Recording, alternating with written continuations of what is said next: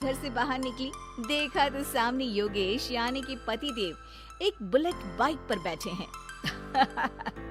अरे डर गई क्या? बाइक लेकर आया हूँ तुम्हें घुमाने के लिए।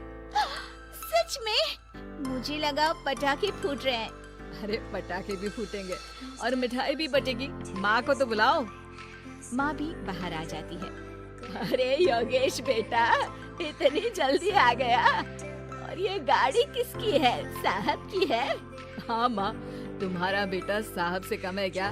मेरी है। अरे बेटा, इतनी बड़ी गाड़ी ले ली, इससे तो तू घोड़ा ही ले लेता।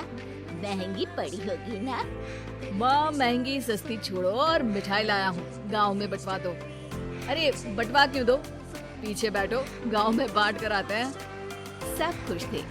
योगेश गांव के बाहर एक कोयले की खदान में मजदूरी करता था।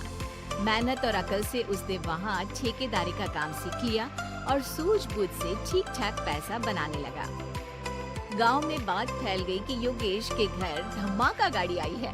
ऐसी गाड़ी पहले कभी किसी ने गांव में तो देखी नहीं थी। योगेश और माँ गाड़ी से वापस घर आ जाते हैं। बेटा, बाबूजी ऊपर से देख रहे होंगे और आशीर्वाद भी दे रहे होंगे तुझे। वो होते तो उनको भी घुमाता माँ। पूरे गांव में नाच नाच के मिठाई बांटने जाते। जैसे मैंने नाच नाच के बांटी थी जब वो अपने लिए एक साइकिल लेकर आए थे।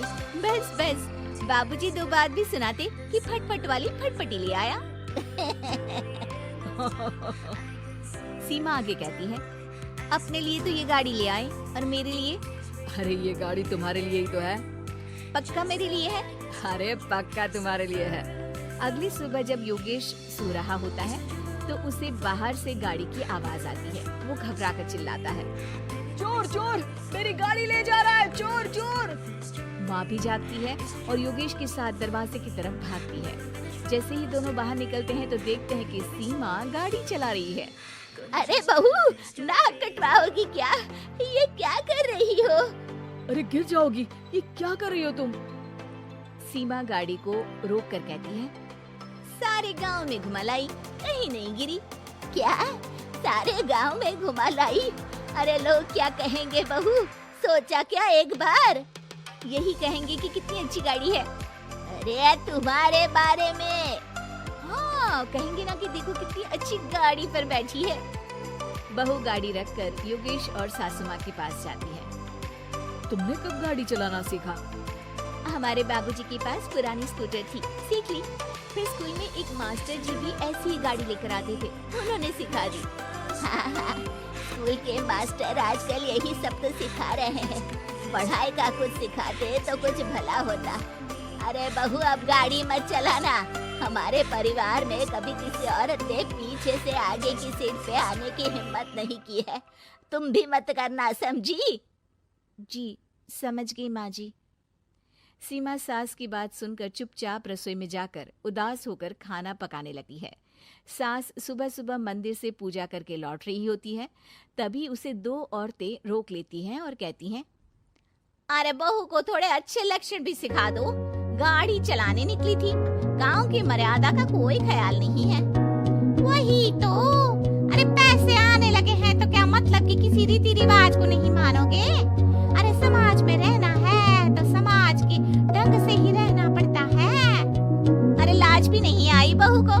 चूल्हे चौके से निकलकर सीधे गाड़ी लेकर चौराहे चबूतरे नाप लिए, ठाट ठाट ठाट करते हुए। अरे कुछ कह देना उसे। अरे ये क्या कहेगी? बूढ़ी सास है, इनकी थोड़ी ना चलती होगी घर में। हाँ, बहू की ही चलती होगी, मर्जी भी और गाड़ी भी। सास सब सुनकर घर आती है और बहू को चिल्ला के बुलाती है। अरे नाक कटवा दी सबके सामने गाड़ी चलाकर। औरत जात गाड़ी नहीं चलाती। शहरों में तो 4 पहियों वाली गाड़ी भी चलाती है और हेलीकॉप्टर, हवाई जहाज भी। शहर में थोड़ी ना रहती हो मैडम साहिबा। आज के बाद गाड़ी से ही नहीं, यूं भी निकलना बंद तुम्हारा घर से। माँ सही कह रही है, कहीं भी जाना हो तो मुझे बता देना, मैं लेकर चलूंगा। आज माँ को तुम्हारे कारण कितनी बातें सुननी पड़ी। इतना कहते हुए योगेश वहाँ से चला जाता है। बारिश की वजह से कारखाने की रोड पर कीचड़ रहता है, इसीलिए योगेश गाड़ी घर रख कर जाता है और किसी से लिफ्ट लेकर कारखाने पहुंचता है ताकि नई गाड़ी गंदी ना हो। लेकिन शाम को इतनी तेज बारिश होती है कि उसे वापस आने का कोई साधन ही नहीं मिलता। बारिश बढ़ती जाती है, रात के 11 बज जाते हैं। रास्ते में एक नदी का ब्रिज है, अगर उस पर पानी आ गया तो योगेश कारखाने में ही फंस जाएगा। पूरी रात भूखे प्यासे बितानी पड़ेगी। घना अंधेरा, बिजली की कड़कड़ाहट और तेज बारिश। राजेश डर भी रहा था, ठंड से कांप भी रहा था। तभी उसे रोड से आती हुई एक रोशनी दिखती है। वो देखता है कि उसके सामने एक बाइक आकर खड़ी हुई है। वो ऊपर वाले को धन्यवाद देकर उस बाइक वाले आदमी की तरफ बढ़ता है, पर पास जाकर देखता है तो भौंचक्का रह जाता है। सीमा, तुम यहाँ इतनी बारिश में गाड़ी पर? पहले बैठो तो, नदी ब्रिज पे आ जाएगी तो जाना मुश्किल हो जाएगा।